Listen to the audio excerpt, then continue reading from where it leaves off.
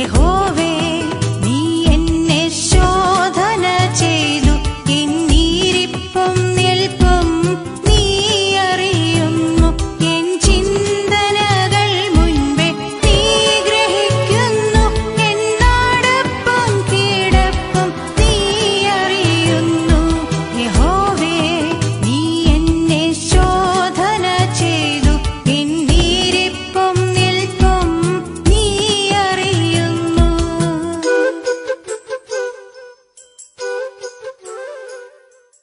വേദോസം പറയുന്നത് തൻ്റെ ലംഘനങ്ങളെ മറയ്ക്കുന്നവന് ശുഭം വരികയില്ല, അവയെ ഏറ്റുപറഞ്ഞ് ഉപേക്ഷിക്കുന്നവന് കരുണ ലഭിക്കും. ഏറ്റുപറയുന്നവനല്ല, ഏറ്റുപറഞ്ഞ് ഉപേക്ഷിക്കുന്നവന്. അപ്പം വെറുതെ ഏറ്റുപറഞ്ഞാൽ പോരാ, എന്ത് വേണം?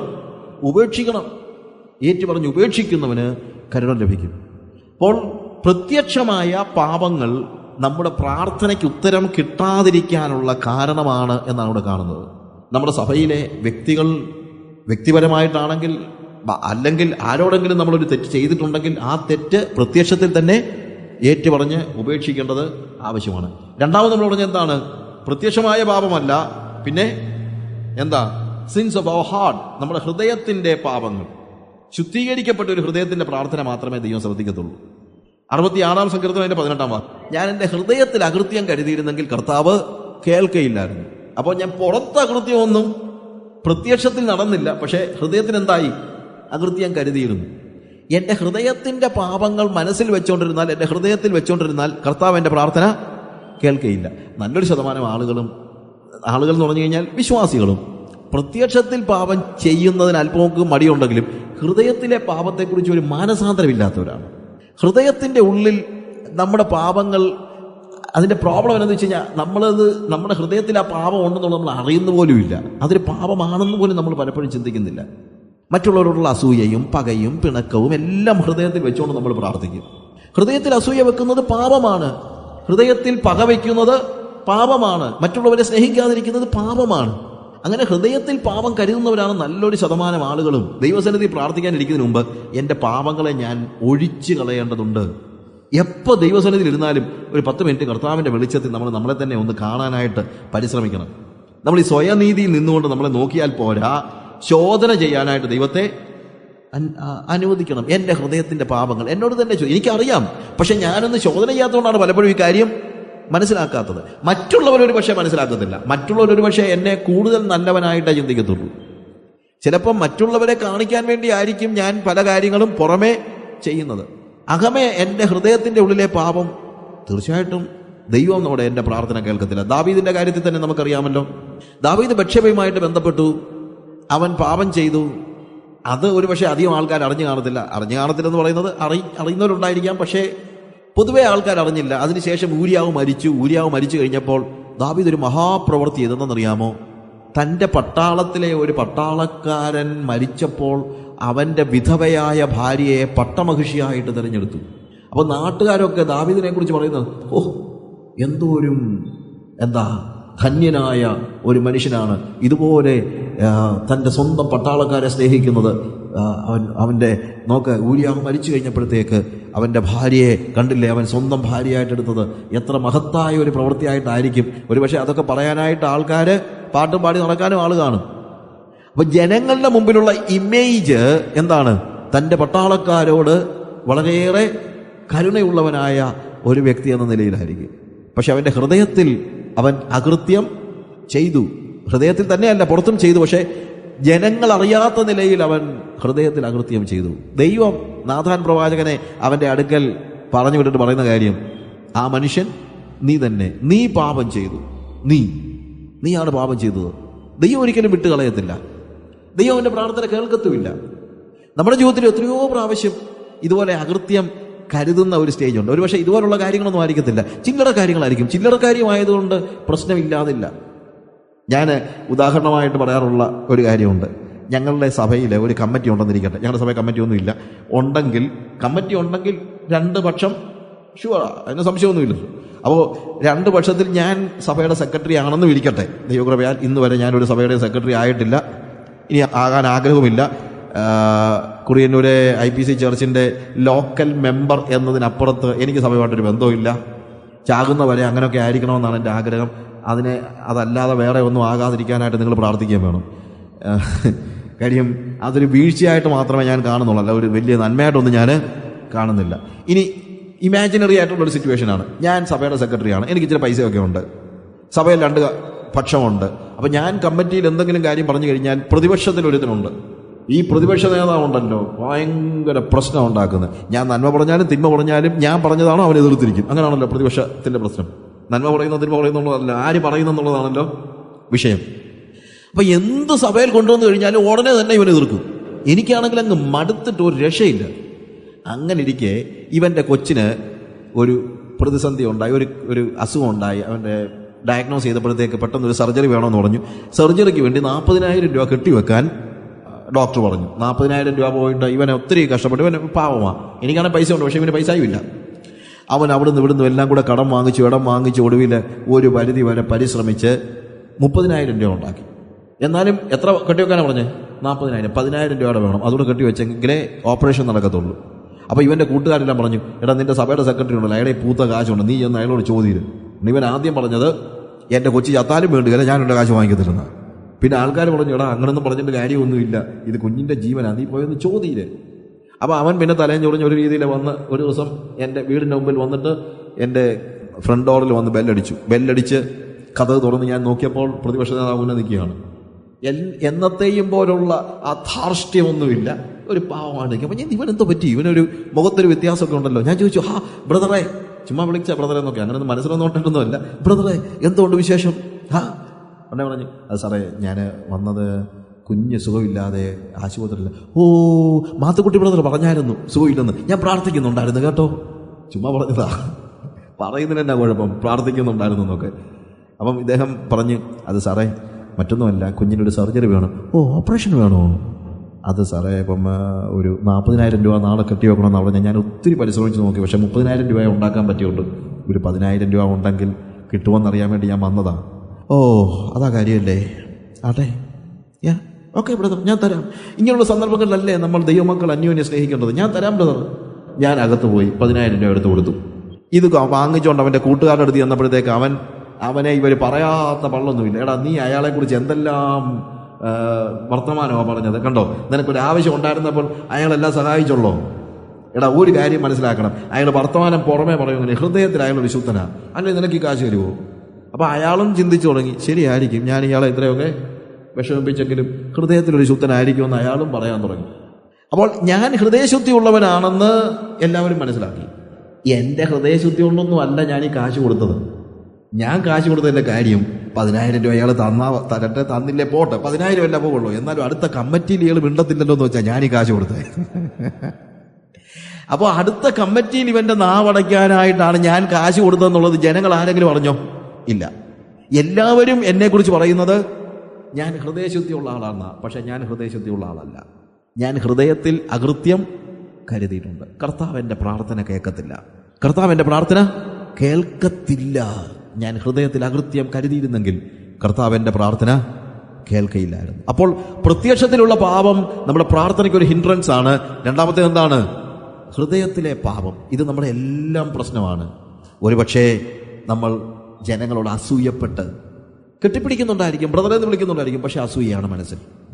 കണ്ടില്ലേ, അവൻ പുതിയ സ്കോഡ കാർ എടുത്തിരിക്കുന്നു, എന്താ ഉണ്ടായിട്ട് അവൻ എടുക്കുന്നത്, ഉള്ള ശമ്പളം എല്ലാം കൊടുത്ത് പിന്നെ അങ്ങനെ ജീവിക്കുന്നു. ഇതും വെച്ചുകൊണ്ടാണ് ഞാൻ കെട്ടിപ്പിടിക്കുന്നത്. കെട്ടിപ്പിടിക്കുമ്പോൾ ഒരു പ്രശ്നവുമില്ല, പക്ഷേ എൻ്റെ ഹൃദയത്തിൽ എന്താണ്? അസൂയ.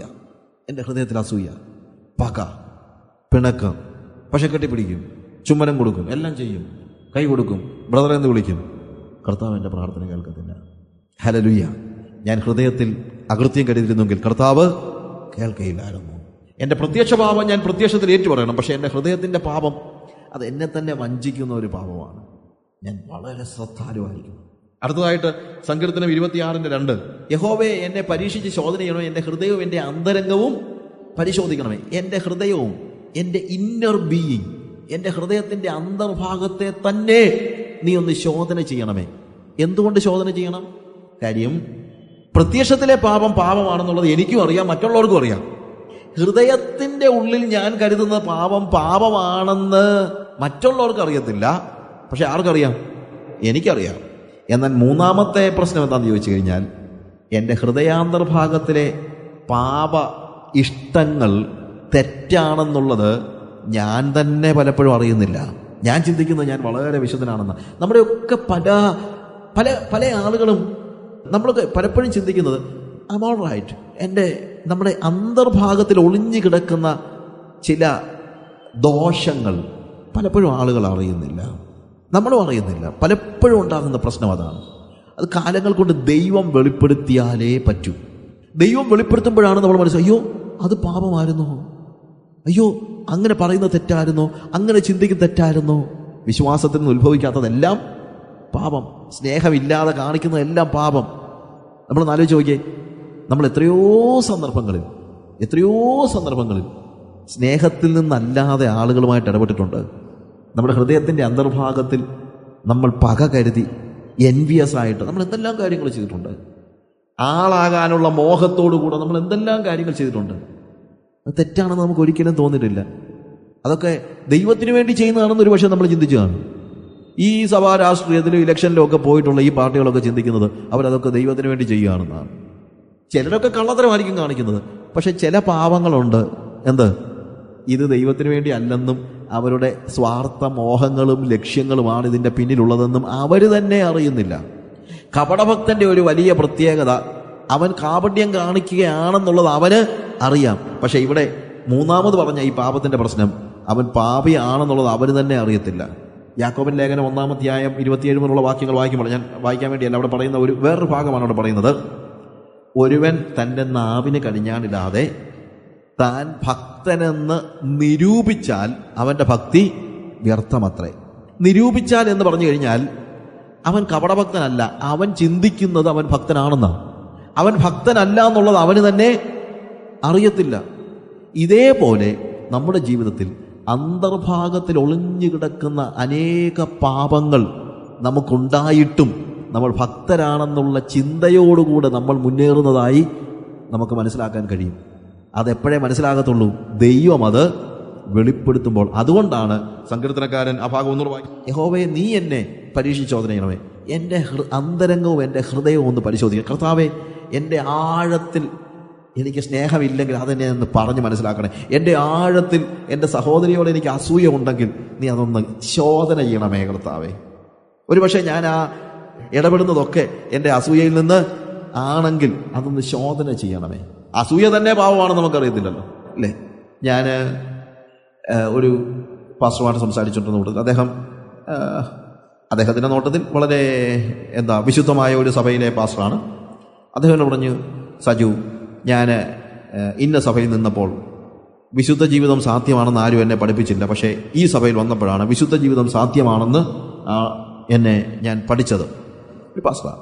അപ്പം ഞാനത് പറഞ്ഞു, ഇതിനകത്ത് ഒരു പ്രശ്നം, വിശുദ്ധ ജീവിതത്തെക്കുറിച്ചുള്ള നമ്മുടെ സങ്കല്പം ഓരോ ദിവസങ്ങൾ കഴിയുമ്പോൾ തോറും വ്യത്യാസപ്പെട്ടു വരുമെന്നുള്ളതാണ്. 25 വർഷം മുമ്പ് ചായൻ സഭ വിട്ട സമയത്ത് വിശുദ്ധ ജീവിതത്തെക്കുറിച്ച് ഒരു കൺസെപ്റ്റ് ഉണ്ടായിരുന്നു.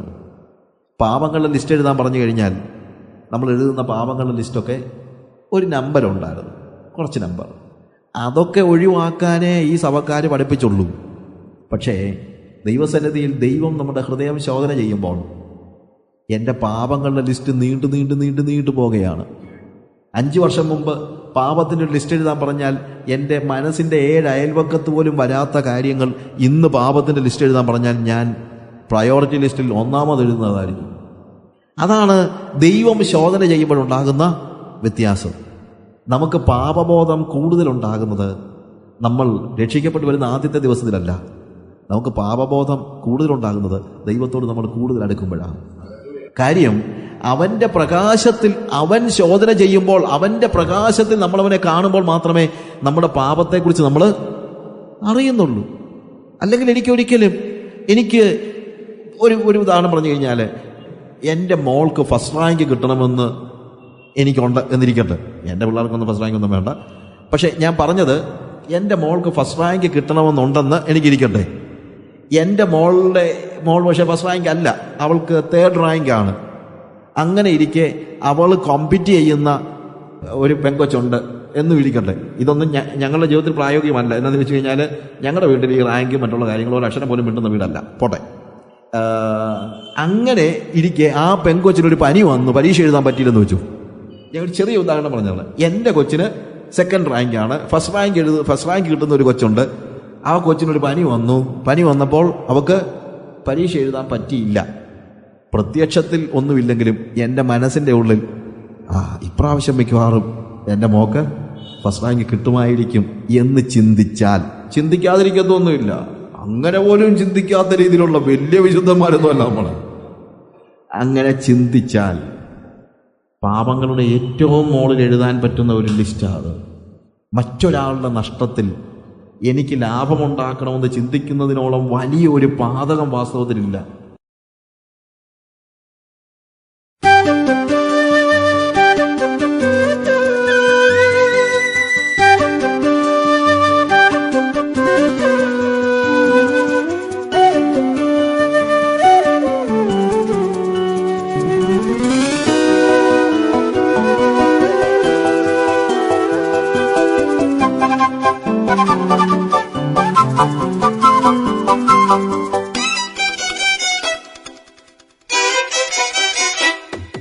യഹോവേ, നീ എന്നെ ശോധന ചെയ്തു, എന്നീരിപ്പും നിൽപ്പും നീ അറിയുന്നു.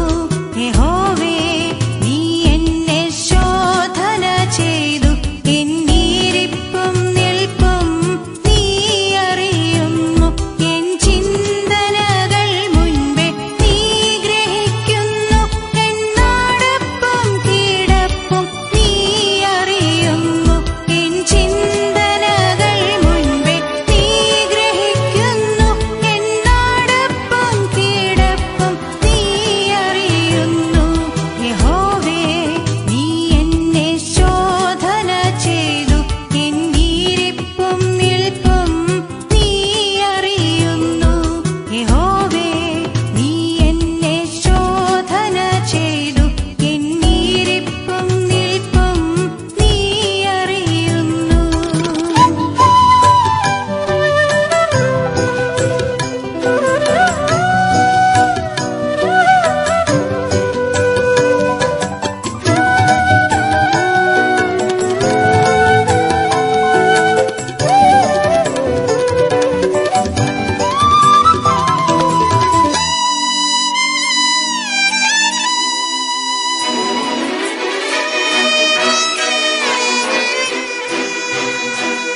എന്നാവിൽ നീ അറിയാത്ത വാക്കുകളില്ല, എൻ വഴികളെല്ലാം നീ അറിയുന്നു. എന്നാവിൽ നീ അറിയാത്ത വാക്കുകളില്ല, എൻ വഴികളെല്ലാം നീ അറിയുന്നു. നിന്നെ വിട്ടു ഞാൻ എവിടേക്ക് പോകും? നിൻ സന്നിധി വിട്ടു ഞാൻ എവിടെ ഒളിക്കും? നിന്നെ വിട്ടു ഞാൻ എവിടേക്ക് പോകും? നിൻ സന്നിധി വിട്ടു ഞാൻ എവിടെ ഒളിക്കും? യഹോവേ, നീ എന്നെ ശോധന ചെയ്തു, എന്നീരിപ്പും നിൽപ്പും നീ അറിയുന്നു. യഹോവേ, നീ എന്നെ ശോധന ചെയ്തു, എന്നീരിപ്പും നിൽപ്പും നീ അറിയുന്നു.